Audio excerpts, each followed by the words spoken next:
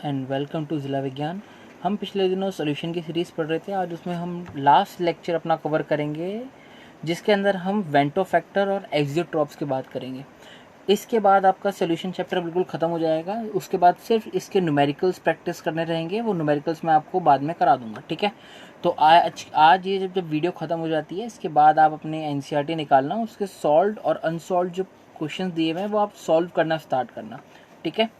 चलो स्टार्ट करते हैं। अब ये वेंटो फैक्टर बेटा बहुत ज़्यादा इंपॉर्टेंट टॉपिक है। क्यों? क्योंकि ये आपको 11th क्लास में पढ़ाया जाता है और आप 11th क्लास में इस टॉपिक के बारे में इतना डिटेल में नहीं पढ़ते हो, और डिटेल में पढ़ाया भी जाता तो आप पढ़ते नहीं हो 11th क्लास में, और इसका यूज़ 12th क्लास में होना होता है। तो इसके बारे में बहुत ज़्यादा कन्फ्यूज़न रहती है, और यहाँ से आपके कॉम्पिटिटिव एग्ज़ाम के अंदर 102% का एक आपका कंसेप्चुअल क्वेश्चन आता है। और वही कंसेप्चुअल क्वेश्चन जो पहले आ चुका होता है आपके कॉम्पिटिटिव एग्जाम्स में, वही घूम के आपके सीबीएसई में एज अ हॉट्स की तरह इंट्रोड्यूस आजकल करा जा रहा है। तो इस टॉपिक को बड़ा ध्यान से समझना, और मैं आपको A to Z point clear कराऊंगा, आपको कहीं भी प्रॉब्लम नहीं होगी, ठीक है। तो चलो हम स्टार्ट करते हैं। आपसे मैंने स्टार्टिंग में, अगर आपको याद होगा, तो मैंने वेंटो फैक्टर की बात की थी। वहाँ पे मैंने आपको एक चीज़ निकलवा के छुड़वा दी थी कि आई का जो आपका फॉर्मूला आता है वो क्या आता है, normal molar mass upon observed molar mass. Normal molar मास मतलब जो आप कैलकुलेट करते हो, और ऑब्जर्व मतलब जो आपका एक्सपेरिमेंट से आता है, ठीक है। तो ये वेंटो फैक्टर के बारे में आपको मैंने बात कराई थी पहले स्टार्टिंग में, हाँ कि ना। ये कैसे आता है, वहाँ पे आप पीछे वीडियोस में जाके देखोगे तो वहाँ मैंने आपको बात करा रखी है वेंटो फैक्टर की। वहाँ पे आपका कैलकुलेशन एरर था तो वो ऊपर नीचे लिखा हुआ है, तो आप वो कैलकुलेशन देख के ठीक कर लेना। फॉर्मूला एक्चुअल में ये होता है, ठीक है। तो वेंटो फैक्टर अगर मैं बात करूँ तो इसके दो फॉर्मूले होते हैं। It is a ratio of normal molar mass upon observe molar mass. इसको ऐसे लिख देते हैं, i equals to normal molar mass upon observe molar mass. एक तो ये होता है वेंटो फैक्टर का, और दूसरा होता है आपका observed colligative property upon normal colligative. Observe मतलब जो आप एक्सपेरिमेंट से ऐसे ऑब्जर्व करते हैं, और नॉर्मल मतलब जो आपकी गिवन होती है, ठीक है। तो इन दोनों के बीच में अपोजिट रिलेशन है। वेंटो फैक्टर का मतलब यही होता है। अब वेंटो फैक्टर, अच्छा मैं पूछूं कि ये यूज़ किस लिए किया जाता है, तो आपको मैंने पिछली क्लास में बताया था कि क्वालिटेटिव प्रॉपर्टीज़ 4 बात बताई थी मैंने आपको, जो आपके किसके लिए यूज़ होती हैं, जहाँ पे आपका कोई भी डिसोसिएशन और एसोसिएशन नहीं हो रहा हो।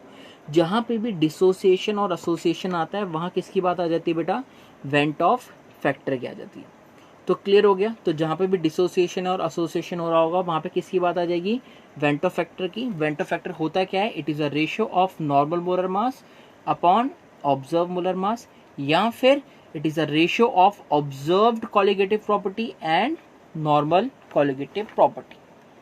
समझ में आ गया वेंटो फैक्टर का। आपको मैंने बताया था बेटा कॉलिगेटिव प्रॉपर्टी किस पे डिपेंड करती है, हमारी क्वांटिटी ऑफ सोल्यूट पे। तो मतलब अगर हमारी कॉलिगेटिव प्रॉपर्टी चेंज होगी तो हमारा क्वांटिटी ऑफ सोल्यूट भी चेंज होगा। आप रिलेशन समझना, आई जो था आपका वो किस पे डिपेंड कर रहा था, देखो यहाँ पे कॉलिगेटिव प्रॉपर्टी की बात की है, तो यानी आपका अगर कॉलिगेटिव प्रॉपर्टी चेंज होगी तो कॉलिगेटिव प्रॉपर्टी आपकी चेंज होगी किस वजह से, क्वांटिटी ऑफ सोल्यूट की। क्वांटिटी ऑफ सोल्यूट किस में जाएगा, या तो वो डिसोसिएशन में जाएगा या तो एसोसिएशन में जाएगा। अगर वो एसोसिएशन में गया या डिसोसिएशन में गया तो वहाँ पे आपकी किसकी वैल्यू चेंज होगी, कॉलिगेटिव प्रॉपर्टी की। कॉलिगेटिव प्रॉपर्टी चेंज होने की वजह से आपका क्या चेंज होगा, वेंटो फैक्टर। तो ये बात बहुत इंपॉर्टेंट है कि भैया क्वांटिटी ऑफ सोल्यूट अगर बदला तो उससे बदलने से हमारा कॉलिगेटिव प्रॉपर्टी बदला, और कॉलिगेटिव प्रॉपर्टी बदलने की वजह से वेंटो फैक्टर में चेंज आया। तो देखो यहाँ पे मैंने ये वाला पॉइंट लिखा है कि quantity of solute changes when solute undergoes dissociation और association, hence colligative property changes, ठीक है। अब कैसे एसोसिएशन होता है, कैसे डिसोसिएशन होता है, वो हम उसकी बात करते हैं। चलो अगर मैं फर्स्ट केस आपको डिसोसिएशन की बात करता हूँ, तो डिसोसिएशन के लिए क्या हमने एक सॉल्ट लिया NaCl। आपको पता है NaCl बहुत कॉमन एग्जांपल है। तो मैंने यहाँ पे बात करी टाइम जीरो की, मतलब जब आपकी रिएक्शन स्टार्ट नहीं हुई। यहाँ पे इसके कितने मोल है, 1 मोल है। 1 मोल जब आपका गया तो अगर टाइम जीरो है तब आपका कुछ भी स्टार्ट नहीं हुआ, तो यहाँ पे आपके प्रोडक्ट बने होंगे, नहीं बने होंगे। तो ये कितने होंगे आपके, 0 और 0। टाइम t मतलब आपकी रिएक्शन स्टार्ट हो चुकी है, किसी रिएक्शन आपके पॉइंट पे आ गई, या फिर टाइम t पे क्या हुआ कि सारा डिसोसिएट हो गया, सारा Na+ और Cl- पे बन गया।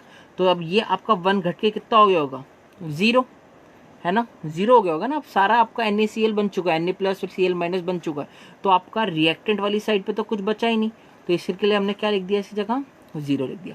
अब ये सारा किस में कन्वर्ट हो गया होगा, Na प्लस और Cl माइनस में। तो Na प्लस की जगह आपने क्या लिख दिया 1 और Cl माइनस की जगह क्या लिख दिया बेटा 1। क्लियर हुई बात, ये हुई क्लियर बात, ठीक है। तो बेटा जो आपका ये 1 था, ये स्टार्टिंग में 1 मोल थे, देखो इसके सामने 1 ही लिखा है, तो इसको हम, ये क्या हो गया आपका theoretical colligative property.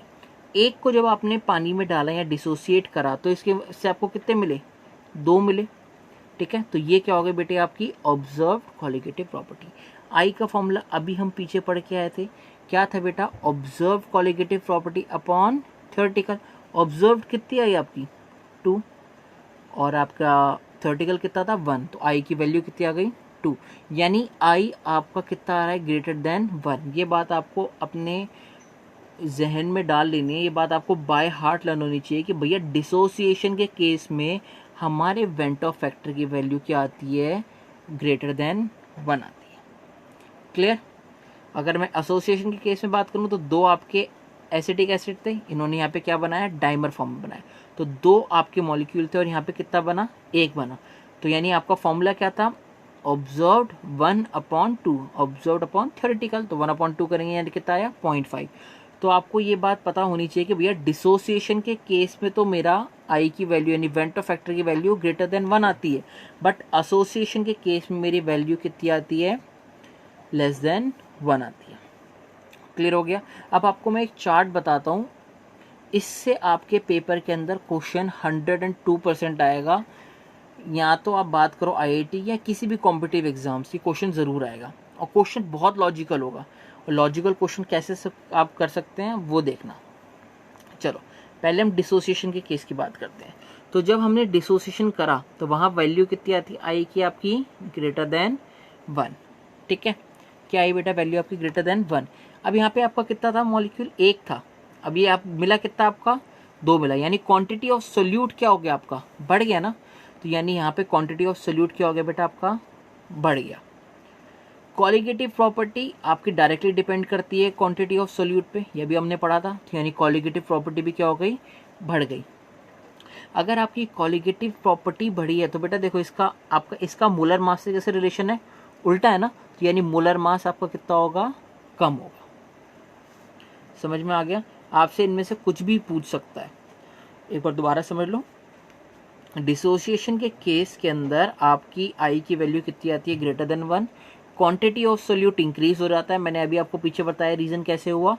Quantity of solute आपका कॉलिगेटिव प्रॉपर्टी पर डायरेक्टली डिपेंड करता है, इसलिए आपका कॉलिगेटिव प्रॉपर्टी बढ़ता है।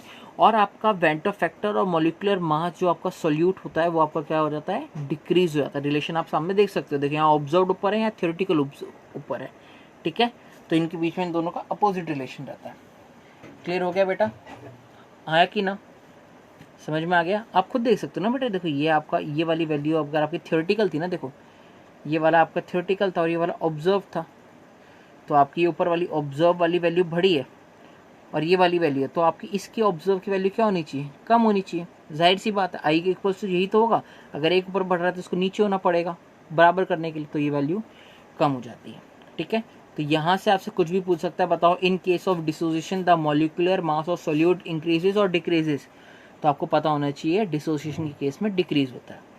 बात करें एसोसिएशन के केस में, वेंटो फैक्टर की value less than 1, quantity of solute बेटा आपकी कम होती है, मैंने अभी बताया क्योंकि डाइमर फॉर्म होता है वहाँ पे 2 आपके मॉलिक्यूल। एसोसिएशन के केस में 2 मॉलिक्यूल मिलके आपका एक बड़ा मॉलिक्यूल बनाते हैं, ठीक है। तो एसोसिएट हो रहे हैं ना, तो क्वांटिटी ऑफ सोल्यूट कम हुआ, क्वांटिटी ऑफ सोल्यूट कम हुआ तो कॉलिगेटिव प्रॉपर्टी कम हुआ, क्यों, क्योंकि डायरेक्टली रिलेशन था। और अगर आपका यहाँ पे ऑब्जर्व कॉलिगेटिव प्रॉपर्टी कम हुई तो बढ़ना किसको चाहिए, इसको, तो आपका मॉलिक्यूलर मास क्या हो जाता है बेटा, इंक्रीज हो जाता है। क्लियर हो गया, ठीक, कोई डाउट नहीं होगा अब ये, ठीक है, इसको नोट डाउन कर लेना। चलो आगे चलते हैं। तो अब बेटा वेंटो फैक्टर समझ में आ गया। अब वेंटो फैक्टर के बेसिस पे हमने कॉलिगेटिव प्रॉपर्टीज चेंज हुई, क्यों, क्योंकि सर आपका क्वांटिटी ऑफ सोल्यूट चेंज हुआ, क्वांटिटी ऑफ सोल्यूट चेंज होने से आपकी कॉलिगेटिव प्रॉपर्टी चेंज हुई और कॉलिगेटिव प्रॉपर्टी चेंज होने से आपका वेंटो फैक्टर भी आया। तो क्वांटिटी ऑफ सॉल्यूट आपका कब चेंज हुआ, जब वो डिसोसिएशन या फिर एसोसिएशन में गया और उसकी वजह से आपकी कॉलिगेटिव प्रॉपर्टी चेंज हुई, जिस वजह से वेंटो फैक्टर का आया। तो बेटा पिछली बार मैंने आपको बताई थी, 4 चीज़ें लिखवाई थी, याद होगा कॉलिगेटिव प्रॉपर्टी। तो वो किस केस में यूज़ करेंगे आप, जहाँ पे कोई भी एसोसिएशन या डिसोसिएशन नहीं हो रहा होगा। पर जिस भी केस में एसोसिएशन या डिसोसिएशन हो रहा होगा वहाँ पे किसका यूज़ हो जाएगा, वेंटो फैक्टर का। ठीक है, तो ये सारी 4 कॉलिगेटिव प्रॉपर्टी थी। अब इसके अंदर वेंटो फैक्टर आपका आ जाएगा, क्यों, अगर यहाँ पे डिसोसिएशन या फिर एसोसिएशन होगा। तो हमने यहाँ पे इक्वेशंस को मॉडिफाई करा। फर्स्ट वाली आपकी रिलेटिव रोवरिंग इन वेपर प्रेशर थी, ठीक है, यहाँ पे आपने वेंटो फैक्टर मल्टीप्लाई कर दिया। एलिवेशन इन बॉइलिंग पॉइंट ये आपकी आ गया, freezing in boiling point, freezing point में डिप्रेशन इन फ्रीजिंग पॉइंट आपकी ये वाला आ गया, और ऑस्मोटिक प्रेशर में पाई इक्वल्स टू CRT या MRT कुछ भी बोल सकते हो। ठीक है, तो आपको पता होना चाहिए कि आई हमने यहाँ पे क्यों मल्टीप्लाई करा। ठीक है, क्लियर होना चाहिए, क्योंकि सर यहाँ पे एसोसिएशन और डिसोसिएशन की बात हो रही है, जिसकी वजह से कॉलिगेटिव प्रॉपर्टी में चेंज आ रहा है, और कॉलिगेटिव प्रॉपर्टी में चेंज आ रहा है यानी वेंटो फैक्टर इंट्रोड्यूस हो रहा है। तो सर इसलिए यहाँ पे आई की वैल्यू आएगी। क्लियर हो गया। ठीक है, देखो आपको मैंने बताया था, अगर यहाँ पे कोई भी एसोसिएशन या डिसोसिएशन नहीं हो रहा होगा तो आई की वैल्यू कितनी लेंगे, हम 1 लेंगे। अगर एसोसिएशन हो रहा होगा तो आई की वैल्यू कितनी आएगी, <1, और डिसोसिएशन हो रहा होगा तो आई की वैल्यू <1। मैंने अभी बताई कि NaCl में आपकी आई की वैल्यू 2 आई थी, और एसिटिक एसिड के केस में 0.5 आई थी। ठीक है, वहाँ एसोसिएट होकर डाइमर बना था और डिसोसिएट होकर 2 बना था। ठीक है, अब बेटा ये बना कैसे, इसके बारे में थोड़ा और डिटेल बताने के लिए आपकी NCERT में ना डायरेक्ट फॉर्मूले लिखे हुए हैं। अब वो डायरेक्ट फॉर्मूले मैं भी आपको रटवा सकता हूँ, बट मैं चाहूँगा कि आपको कम से कम एक डेरिवेशन तो मैं करा दूँ। ठीक है, तो एक समझना, दूसरा अपने आप क्लियर हो जाएगा। ठीक है, समझना। चलो अब कैलकुलेशन बहुत ध्यान से बनना। ये हम किसकी बात कर रहे हैं, degree of dissociation. Dissociation case में बेटा आई की वैल्यू क्या आती है, अभी हमने बताया <1 आती है डिसोसिएशन के केस में। ठीक है, समझना। यहाँ पे क्या बात करी, एसिडिक एसिड की। एसिडिक एसिड आपका इक्विलिब्रियम में, यहाँ क्या बना, एसिटेट आयन और H+। जब मैंने बात करी टाइम 0 की, जब आपकी रिएक्शन स्टार्ट ही नहीं हुई, मैंने कह दिया मान लो कि इसके कितने हैं आपके 100 मोल है। ठीक है, यहाँ पे क्वांटिटी मान लो 100 है। जब रिएक्शन स्टार्ट ही नहीं हुई तो पहले बचा हुआ क्या है, सिर्फ रिएक्टेंट है, ड्रग तो बना ही नहीं, ये तो आपका बना ही नहीं है ना। तो यहाँ पे क्या लिख दिया हमने, 0 और 0 लिख दिया। क्लियर हो गई बात। ठीक है, अब मान लीजिए आपकी रिएक्शन स्टार्ट हो गई, T इक्वल्स टू T, मतलब इक्विलिब्रियम अटेन हो गया। तो मतलब आप, मैंने कहा कितना टूटा होगा, तो मान लीजिए इसका आपका 50 टूट गया, एक आपका 100 था, 100 में से 50 टूट गया, तो 50 बच गया, 100 माइनस 50 बच गया, और बना कितना, 50 ये बना और 50 ये बना। ठीक है, तो यहाँ पे बेटा आपका थ्योरेटिकल क्या हुआ, ये TH क्या हुआ, ये क्या हुई बेटा आपका, जैसे हमने पिछले केस में बात की थी, ये आपका 50 क्या हो गए, थ्योरेटिकल वैल्यू आई। ठीक है, थ्योरेटिकल किसका, ये 100 वाला था बेटा आपका, ये 100 किसका था, ये थ्योरेटिकल कॉलिगेटिव प्रॉपर्टी आई। अगर मैं पूछूं ऑब्जर्व कितनी थी, ऑब्जर्व बेटा ये आ गई। ठीक है, ये आपकी 150 आ गई। अगर डिग्री ऑफ डिसोसिएशन निकालना हो यानी अल्फा, तो आपने 11th क्लास में इक्विलिब्रियम चैप्टर पढ़ा है ना, उसमें फॉर्मूला होता है number of moles dissociated upon total number of moles taken. यहाँ डिसोसिएट कितने हुए, पहले इनिशियल कितने थे 100, अब कितने टूटे, 50 टूटे और 50 बच गए, यानी टूटे कितने, 50 टूटे, तो इसलिए आपके नंबर ऑफ मोल्स कितने आ गए, 50। टोटल कितने थे, 100 थे, तो अपॉन 100, तो यानी आपका 1/2 दैट इज 0.5। 0.5 क्या है बेटा आपका, अल्फा। अल्फा क्या है, डिग्री ऑफ डिसोसिएशन। क्लियर हो गया। ठीक है, अब हम बात करते हैं बेंटो फैक्टर की। बेंटो फैक्टर का फॉर्मूला क्या था बेटा, अभी हमने पढ़ा था, आपका observe colligative property upon theoretical colligative property. अब यहाँ पे ऑब्जर्व्ड कौन सी है, ऑब्जर्व मैंने बताया था ये 50 आपके जितने भी आपकी इसके अंदर होंगे ये क्या हो जाएंगे बेटा, ऑब्जर्व्ड हो जाएंगी। तो ये कितना आ गया 150, और थ्योरेटिकल कौन था, ये वाली थ्योरेटिकल थी, क्या हो गया 150 अपॉन 100, यानी इसकी वैल्यू कितने आ गई 1.5। तो दैट इज मीन्स ट्रू हो गया कि आपका डिग्री ऑफ डिसोसिएशन कितना आया बेटा आपका 1.5। दैट मीन्स कि आपकी आई की वैल्यू <1 आती है in case of dissociation. Clear हो गया। ठीक, अब इसी चीज़ को मैं आपको एक सिंपल टर्म में, ये तो हमने निकाल लिया, अगर मान लीजिए कोई ऐसा सोल्यूट आ गया जिसको आपको खुद ही ये कैलकुलेशन करनी पड़े, तो आप कैसे कैलकुलेट करेंगे, इसका एक सिंपल फॉर्म मैंने जनरेट किया।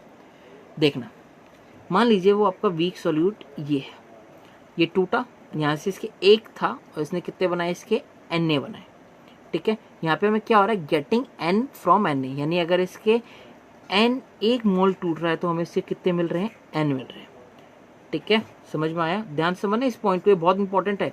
अगर इसके एक मोल टूटने से हमें कितना मिल रहा है इसका बेटा, N मिल रहा है, समझ में आ गया, ठीक है। तो यहाँ पे अगर मैं बात करूँ T0 पे तो एक ही था, तो यहाँ पे अगर प्रोडक्ट बनेगा नहीं, तो हमने क्या लिख दिया, 0। ये वाला क्या था, थ्योरेटिकल था, क्या था, देखो ये लिखा ना पीछे, ये वाला कितना क्या था आपका, थ्योरेटिकल था, तो इसी को हमने थ्योरेटिकल लिखा है। अब टाइम टी पे क्या हुआ कि मान लीजिए आपके 50 टूट गए थे, यहाँ पे कितने टूटे थे, 50 टूटे थे, तो इसलिए हमने क्या लिख दिया था, 50 लिख दिया था, और 100 माइनस 50 करके यहाँ 50 आ गया था। यहाँ पे मैंने कितने कहा, मान लीजिए अल्फा टूट गए, ठीक है, तो एक से मुझे n मिला, एक से मुझे n मिला, तो यानी एक से n मिला और अल्फा टूट गए, तो यानी कितने मिल गए मुझे, n अल्फा, हाँ कि ना, कितने मिला मुझे, गेटिंग n फ्रॉम 1। एक टूटा है तो मुझे n मिला है, एक टूटा है तो n तो लिख दिया, और कितने टूटे, एक में से कितने टूटे, अल्फा टूटे, तो यानी बचे कितने यहाँ पे, 1 माइनस अल्फा। ये बात समझ में आई कि नहीं आई बेटा, सेम वही है यहाँ, अगर आप आके देखोगे सेम वही चीज़ है जो मैं आपको यहाँ बता रहा हूँ। यहाँ आपके 50 टूटे, तो यहाँ पे आपने 50 कैसे लिखा, 100 थे, 50 टूट गए तो बचे कितने, 50 बचे, सिंपल, यही तो चीज़ है। आपके एक से n मिल रहा है, तो n तो लिखा ही गया, आपका अल्फा टूटा तो बचा कितना, 1 माइनस अल्फा, ठीक है, आगे समझ, ठीक है। अगर यहाँ पे मुझे क्या निकालना, ऑब्जर्व क्वालिटेटिव अपॉन थ्योरेटिकल, तो ऑब्जर्व के लिए हमने क्या किया था, इन वाली उसको सबको प्लस किया था, तो 150 अपॉन 100, यही आया था 150 अपॉन 100, वही चीज़ हम यहाँ करेंगे। ये ऊपर वाली क्या थी, सारे को प्लस किया, ठीक है, तो ये क्या आ गई आपकी, ऑब्जर्व्ड आ गई, और अपॉन थ्योरेटिकल कितनी थी, 1, ठीक है, क्लियर। तो यहाँ से आएगी आपकी एक क्या है, डिसोसिएशन का एक फॉर्मूला आगे निकल गया। बताओ समझ में आया कि नहीं आया, take I equals to 1 plus alpha n minus 1, ये वाला फॉर्मूला भी आप याद कर सकते हैं, ठीक है। या फिर इसको आप और सिंप्लीफाई करके क्या बोल सकते हैं, alpha equals to I minus 1 upon n minus 1, सिर्फ सिंप्लीफाई करा और कुछ नहीं है, ठीक है। आपको जो याद करना है वो एक ये वाली चीज़ याद करनी है और एक ये वाली चीज़ याद करनी है, जिसको मैं स्टार्ट कर रहा हूँ, सर्कल कर देता हूँ दोबारा, आपको बस ये वाली चीज़ याद करनी है और ये वाली चीज़, बस ख़त्म। अगर आपको ये पता होनी चाहिए ये आया कैसे, किताबों में डायरेक्टली ये फॉर्मूला लिखा हुआ है कि भैया याद करो कि अगर डिसोसिएशन कहीं हो जाए तो आई और अल्फ़ा का रिलेशन क्या होता है, तो सिंपल से आपकी किताबों में लिखा हुआ है कि i equals to 1 minus alpha plus n alpha, ख़त्म। ये याद करो या फिर ये याद करो। अब मैंने आपको सिखा दिया कि ये आया कहाँ से बस ये याद रखना कि डिसोसिएशन के केस में आपका 1 से n मिला है, ठीक है, क्लियर हो गया। चलो अब हमने ये किसकी बात करी, डिसोसिएशन की, अब एसोसिएशन की बात कर लेते हैं। ये बेटा एसोसिएशन की बात है, ठीक। डिग्री ऑफ एसोसिएशन को यहाँ पे मैंने बीटा लिख दिया है, काफ़ी बुक्स में अल्फा से ही रिप्रेजेंट कर देते हैं इसको, ठीक है। तो यहाँ पे क्या था, आपके 2 एसिटिक एसिड थे, ये आपके डाइमर बन के क्या हुआ, 1 बना था, तो यहाँ पे 2 से मुझे क्या मिला था, 1 मिला था, तो गेटिंग 1 फ्रॉम 2, 2 आपके गेटिंग 1 फ्रॉम 2 को समझ में आया कि भैया आप 2 दे रहे हैं तो कितना मिल रहा है, 1 मिल रहा है। तो यहाँ पे टाइम 0 पे वही बात करी, यहाँ कितने बेटा 100, ये किसकी हो गई, थ्योरेटिकल वैल्यू हो गई, ठीक है। अब मैंने क्या, 2 से 1 मिला, मतलब 2 था तो मुझे कितना मिला बेटा, 1 मिला, यानी आधा मिला, है ना। अगर यहाँ 100 था तो 100 से मुझे कितना मिलेगा, खुद दिमाग लगाओ, 100 से मुझे कितना मिलेगा इसका, अगर यहाँ 2 था, यहाँ 1 मिला, यहाँ 100 था तो 0 मिला, तो यहाँ से 1/2 मिल रहा था ना। अगर मैं बात करूँ 1/2 तो आप 100 था आपका यहाँ पे, ठीक है। तो यहाँ पे आपको कितना ऑब्जर्व हुआ, मान लीजिए 25 मिला, तो 25 किससे मिला, आपकी 50 से मिला, तो यहाँ पे आपका बचा कितना, मान लो 50 बचा, ठीक। तो 50 से आपको कितना मिला, 25, अभी समझना, यहाँ 2 से 1 मिला, यहाँ 50 से आपका 25 मिला, रेशो निकालना ज़रा, 25/50 निकालो, 1/2, और ऊपर भी कितनी आएगी आपकी, 1/2। ये बात क्लिक करने वाली थी कि भैया एसोसिएशन के केस में जब आप 2 को डालते हैं तो 1 मिलता है डाइमर के केस में, क्लियर हो गया। ठीक है, समझ में आया।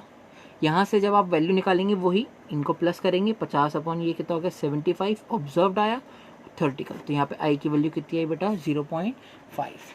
ये आपको ज़्यादा अगर आपको याद करने की ज़रूरत नहीं है, बस मैं आपको क्लैरिटी के लिए करा रहा हूँ कि ये आता कहाँ से, ठीक है। तो आपने वही चीज़ जो पीछे करी आप वही चीज़ यहाँ पे दोहराएंगे। क्या था कि सर आपका n से आपका कितना मिला था, वहाँ पे हमने मान लीजिए n से आपका 1 मिला, ठीक, गेटिंग 1 फ्रॉम n, यही था 1 से 1 अपॉन n आ गया, बीटा से बीटा आ गया। ये सारा आप कर सकते हैं, ये बहुत आसान है, कोई दिक्कत वाली बात नहीं है। जो आप सॉल्व करेंगे, सॉल्व करके जो वैल्यू आएगी आपको मैं वैल्यू बताता हूँ, बस आपको वैल्यू याद करनी है, क्यों डेरिवेशन में जाना, फालतू में दिमाग लगाना, आपको ये वैल्यू पता होनी चाहिए। यहाँ से आई की जो वैल्यू आएगी वो क्या आएगी, i minus 1 upon beta plus beta upon n, और इसी बीटा को हम कई बार चेंज करके अल्फ़ा लिख देते हैं, आपको बुक्स में अल्फ़ा लिखा मिल जाएगा। तो फाइनली आपकी एसोसिएशन केस में क्या वैल्यू आई, I equals to 1 minus alpha plus alpha upon N, ठीक है। इसको आप अगर फर्दर सॉल्व करेंगे तो आपकी एक कुछ ये निकल के आएगी अल्फ़ा की वैल्यू। तो डिसोसिएशन और एसोसिएशन का केस में आपका दोनों सेम है, ठीक है। आपको बस फॉर्मूला पता होना चाहिए और आप फॉर्मूले से डायरेक्ट कर सकते हो। तो ये आपको सारी खिचड़ी याद करने की ज़रूरत नहीं है, आप इसको छोड़ भी सकते हो, कोई दिक्कत नहीं अगर आपको ये पीछे वाला नहीं समझ में आ रहा, बट मैंने आपकी क्लैरिटी के लिए करा दिया एक बार, ठीक है। क्लैरिटी हो दिमाग में तो ठीक रहता है, फॉर्मूले याद करने से बेटर। तो डायरेक्ट आप ये फॉर्मूले याद करना कि भैया डिसोसिएशन के केस में i equals to 1 minus n plus n alpha, और एसोसिएशन के केस में i minus n upon alpha upon n. आगे वाली टर्म्स में कोई दिक्कत नहीं है, बस याद रखना डिसोसिएशन के केस में आपका एन मल्टीप्लाई होता है और एसोसिएशन के केस में आपका डिवाइड होता है, बस ये बात याद रखना। और कुछ याद नहीं रखना आपको कि भैया डिसोसिएशन के केस में आपका एन मल्टीप्लाई में आता है और आपका एसोसिएशन केस में डिवाइड में आता है। क्लियर हो गया, ठीक, कोई डाउट नहीं, चलो आगे चलते हैं। उसके बाद ये वाला फॉर्मूला था आपको मैंने बताया, उसी का ही इसी के अंदर अगर आप इसको थोड़ा चेंज करेंगे तो यहाँ से अगर आप अल्फ़ा की वैल्यू निकालेंगे और यहाँ से अल्फ़ा की वैल्यू निकालेंगे तो क्या आएगी, डिसोसिएशन की जब आप बात करेंगे बेटा तो वहाँ से अगर आप अल्फ़ा की वैल्यू निकालेंगे तो यहाँ पे वैल्यू आएगी i minus 1 upon n minus 1, और जब आप एसोसिएशन के केस में निकालेंगे तो i minus 1 upon 1 minus n minus 1।